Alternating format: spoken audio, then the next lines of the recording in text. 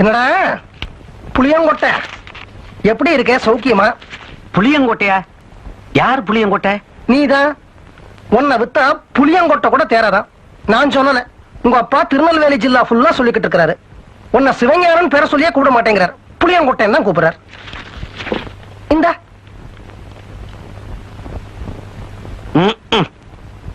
யார் நீங்க? அந்த வாழைப்பழத்தை கொடு, அந்த வாழைப்பழத்தை கொடுங்க. உன்னை பாக்குறதுக்கு வேலை மெனக்கெட்டு திருநெல்வேலி ஜில்லால இருந்து இந்த வாழைப்பழத்தை வாங்கிட்டு வந்தேன் பாரு.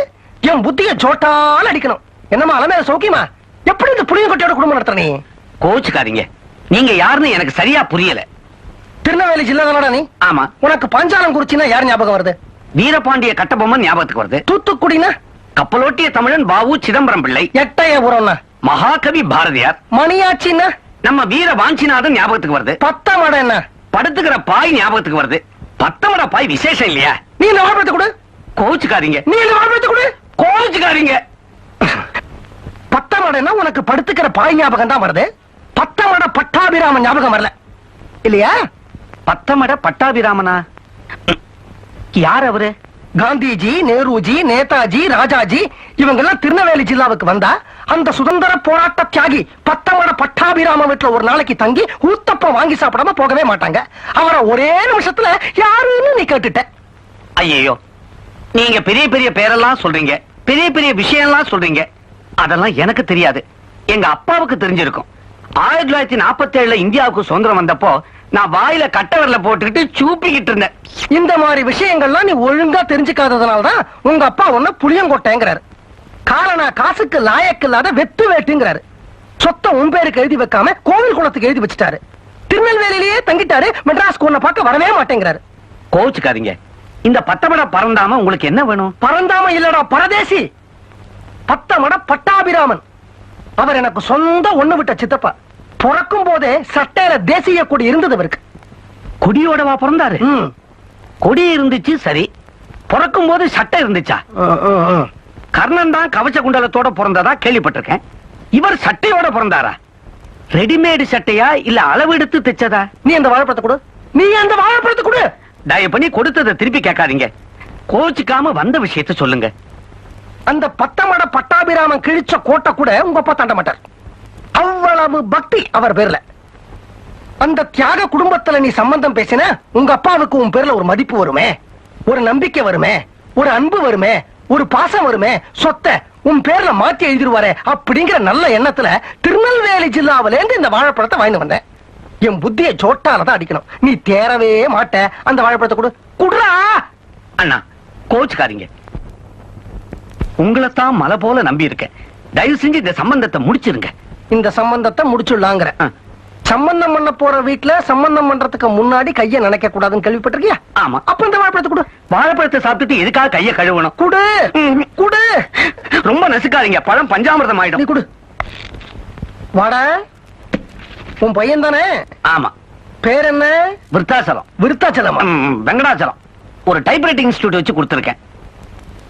வீட்டுக்கு வந்தவங்களுக்கு காஃபி கொடுக்கணும்னு உனக்கு தோணுச்சா? சம்பந்தம் பேசுறதுக்கு முன்னால கைய நினைக்க கூடாதுன்னு சொன்னீங்க, வாய நினைக்கலாமா? ஒன்ன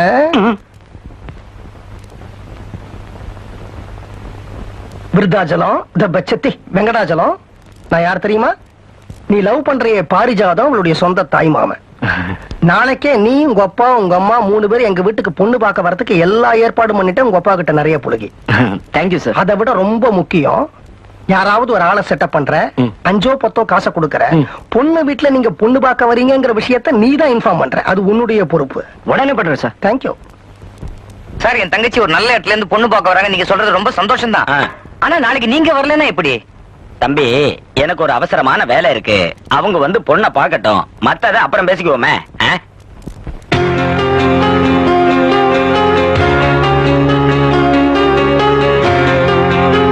சரகமணி, சரகமணி,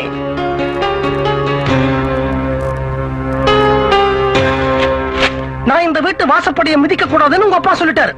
நான் மானஸ்தன், கவரிமான் ஜாதி, வாசப்படியை மிதிக்க மாட்டேன். ஆனா பாரிஜாதத்தை யாரோ பொண்ணு பார்க்க வராங்க அப்படின்னு நான் கேள்விப்பட்டேன். பாரிஜாத பாரிஜாதத்து மேல உங்க அப்பாவுக்கு எவ்வளவு உரிமை இருக்கோ அதே சம அளவு உரிமை என் தங்கச்சிக்கு இருக்கு.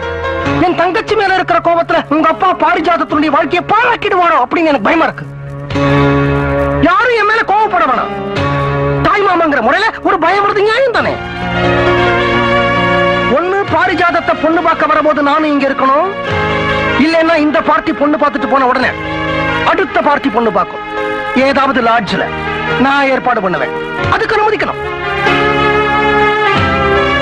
இது ரெண்டுல ஒண்ணுக்கு எனக்கு நியாயமான தீர்ப்பு கிடைச்சாகணும். அது வரைக்கும் இந்த இடத்தை விட்டு நான் நகர மாட்டேன். ஒருவேளை நியாயமான தீர்ப்பு கிடைக்கலன்னா பொண்ணு பார்க்க வரவங்க கிட்ட நான் நிறைய நியாயம் கேட்கிறேன்.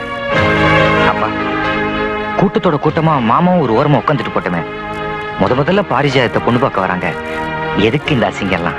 அவன் வாயை திறக்காம ஒரு ஓரமா உட்காரணும். அதுக்கு நான் கேரண்டி. என்னால முடிஞ்ச எல்லா ஏற்பாட்டையும் நான் பண்ணிட்டேன். இனிமே பொண்ணு பார்க்க வரப்போற உன் வருங்கால மாமனார் அசத்த வேண்டியது உன் பொறுப்பு. மாமா, அதுக்கு நான் என்ன செய்யணும்? அம்மா, உன் வருங்கால மாமனார் ஒரு தேசபக்தி பரம்பரை இல்லையா? அவரு டிவியில ஒளியும் கூட பார்க்க மாட்டாராம், தமிழ் சினிமா கூட பார்க்க மாட்டாராம், ஆஃப் பண்ணிட்டு வரான். தேசபக்தி பாடல தான் விரும்பி கேட்பாராம். சில சமயம் டிவியை பார்த்து உணர்ச்சி வசத்துல தேசபக்தி பாடல ஒன்ஸ் மோர்னு கத்திருக்காராம். அவர் முன்னாடி ஒரு தேசபக்தி பாடல் அவுத்து விடு. மாமா, போச்சுடா. தேசபக்தி பாடல்லாம் ஸ்கூல் பிரேயர் சாங் தான் தெரியும். ஸ்கூல் பிரேயர் சாங்கா? நல்லா இருக்குமா? பாடு. மாமா, என்ன ஸ்கூல் பிரேயர் சாங்னா நின்னுகிட்டே கைய கூப்பிக்கிட்டே கண்ணை மூடிக்கிட்டே பாடினாதான் பாட வரும். என்னமா பொண்ணு பார்க்க வரவங்க முன்னாடி கையை கூப்பிக்கிட்டு கண்ணை மூடிக்கிட்டு உங்க அப்பா வராரு, உங்க அப்பா வராரு. ஐயோ, அரகர் சொன்னபடி இதான். நிறுத்துப்பா, நிறுத்து. அப்பா, வாங்க வாங்க. வணக்கம். நான் பொண்ணோட அப்பா. இது மூத்த பையன், அது ரெண்டாவது பையன். டாக்ஸி கிடைக்கல போல இருக்கு. இப்பதான் ஆட்டோல 3 பேரை ஏத்துறாங்களே. அதுக்கு இல்ல, பொண்ணு பார்க்க வந்திருக்கீங்க, இப்படி புளி மூட்டை அடிச்சு கொண்டு வர மாதிரி வந்திருக்கீங்களே. நான் டிரைவர் சீட்ல டிரைவருக்கு பக்கத்துல அட்ஜஸ்ட் பண்ணிக்கிட்டு ஒரு சைடா உட்கார்ந்துகிட்டு வரலான்னு நினைச்சேன். ஆனா டிரைவர் அவர் ஃப்ரெண்ட கூட்டிட்டு வந்துட்டாரு. அவரு சைடா உட்கார்ந்துகிட்டு வந்தாரா, எனக்கு இடம் இல்ல. ஐயோ பாவம். வாங்க வாங்க வாங்க.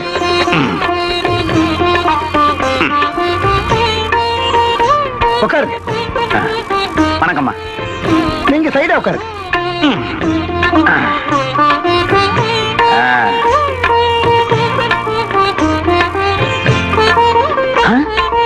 அண்ணா,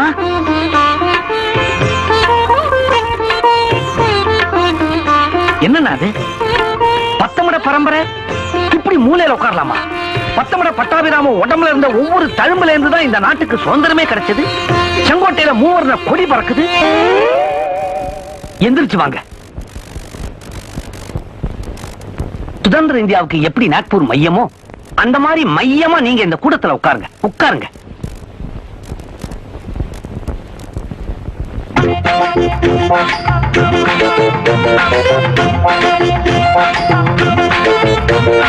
ஏன் சார், இவர் முன்னாடியே உங்களுக்கு தெரியுமா? தெரியுமாவா? விளையாடுறிய? காந்திஜி, நேருஜி, பாலாஜி, சிவாஜி இவங்கெல்லாம் திருநெல்வேலி ஜில்லாவுக்கு வந்தா இவங்க சித்தப்பா பத்தமட பட்டாபிராம வீட்டுல தங்கி ஊத்தப்பம் வாங்கி சாப்பிடாம போக மாட்டாங்களே.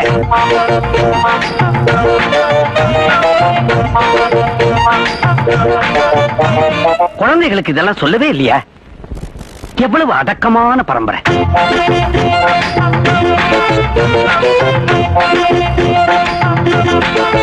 யாராவது பொண்ணு கொஞ்சம் சீக்கிரம் வர சொல்லிடுங்க.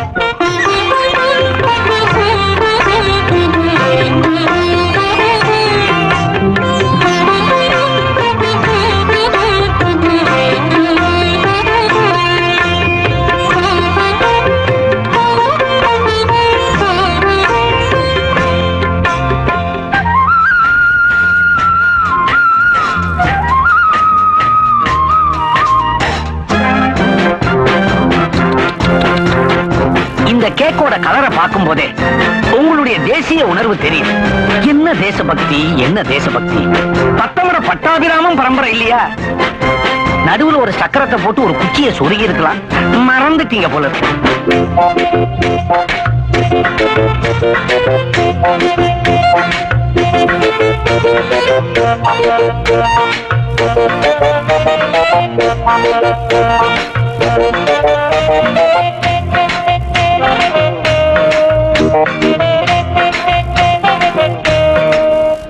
நான் பொண்ண ஒரு பாட்டு பாட சொல்லட்டுமா?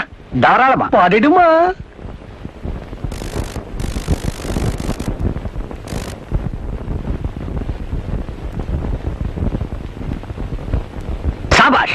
அபாரம்.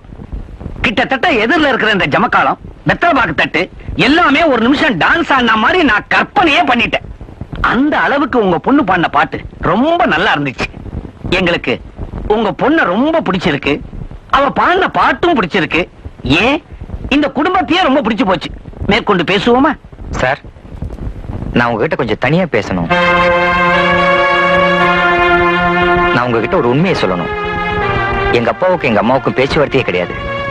என்ன காரணம் எங்களுக்கும் தெரியாது. அதை பத்தி கவலைப்படவும் நேரம் இல்ல. 12 வருஷத்துக்கு முன்னாடி எங்க அப்பா வேலைக்கு போயிட்டு தான் இருந்தார். திடீர்னு ஒரு நாள் வேலையை விட்டுட்டு ஒரு வருஷம் பைத்தியம் பிடிச்ச மாதிரி அலைஞ்சு அதுக்கப்புறம் நிறைய செலவழிச்சு அவர் இப்ப நல்லபடியா நடமாடிட்டு இருக்கிறதே எங்களுக்கு பெரிய சந்தோஷம். அதனால இந்த கல்யாணத்துக்கு அவர்கிட்ட இருந்து பெருசா எதையும் எதிர்பார்க்க முடியாது. நான் தான் தனியா நின்று நடத்தி வைக்கணும். எனக்கு ஆபீஸ்ல கொஞ்சம் பணம் கடனா கிடைக்கும். அம்மாவுக்கு சீதமா வந்த நகை நட்டு பாத்திரம் அதெல்லாம் அப்படியே இருக்கு. அதெல்லாம் வித்து தான் இந்த கல்யாணத்தை நல்லபடியா நடத்தணும்னு நான் நினைச்சிட்டு இருக்கேன். பொண்ணு வைக்கிற இடத்துல என்னால பூவை தான் வைக்க முடியும். இதெல்லாம் செய்யணும்னு வற்புறுத்தாதீங்க. என்ன முடியுமோ அதை நான் கண்டிப்பா செய்யறேன். எனக்கு இருக்கிறது ஒரே தங்கச்சி, கண்டிப்பா விட்டு கொடுத்துட மாட்டேன். நிச்சயதார்த்தத்தை எப்போ வச்சுக்கலான்னு கொஞ்சம் முன்னாடியே சொல்லிட்டீங்கன்னா எங்களுக்கும் சௌரியமா இருக்கும். அண்ணே, அண்ணே, நான் ஒரு பெரிய ஆபத்துல மாட்டிக்கிட்டு இருக்கேன். இவங்க எல்லாம் போனதுக்கு அப்புறம் உடனடியா உங்ககிட்ட நான் தனியா பேசணும்.